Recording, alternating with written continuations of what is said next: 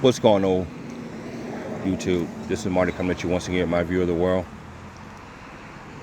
I was thinking about mass shootings, and I was wondering why these black Trump conservatives never calls out the young white males who do these acts.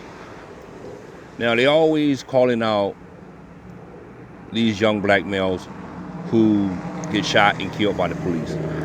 They always want to go at they're not good people or they're not this and they're not that. But you know one thing?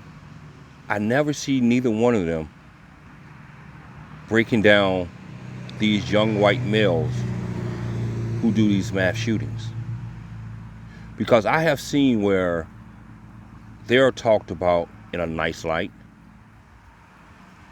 They're portrayed to be young men who are just confused about life. But then again, they go out and they commit these horrible shootings.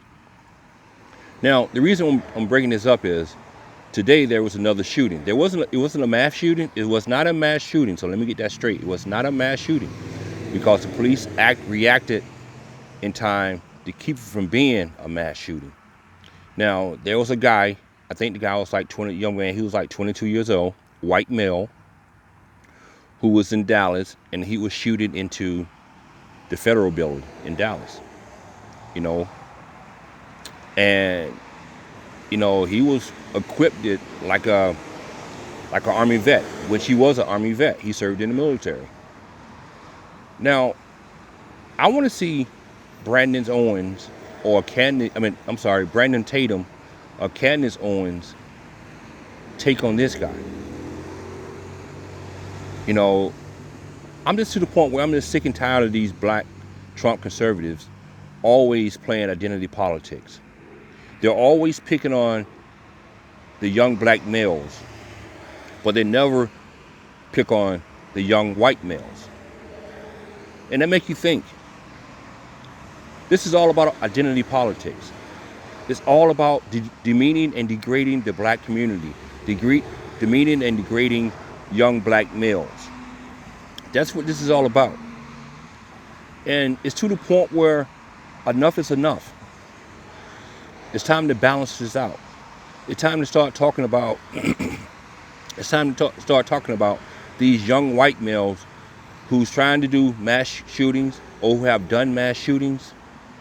And I'm kind of surprised that the young man was killed.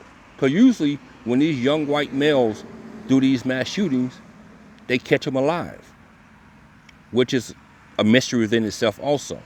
But this time, they did kill him. But I'm just wondering, what will it take for Brandon and Candace to call out these young white males for these shootings that they're doing in this country today? What will it take? But I kind of know the reason why they don't do that. Because their base and their money comes from the white people in this country. And they don't want to cross that line and hurt their pockets. That's the reason why they don't do it. Think about it. Both of these people Candace and Brandon both talk about the black community. But both of them are either engaged or have a girlfriend, a boyfriend or girlfriend that's white.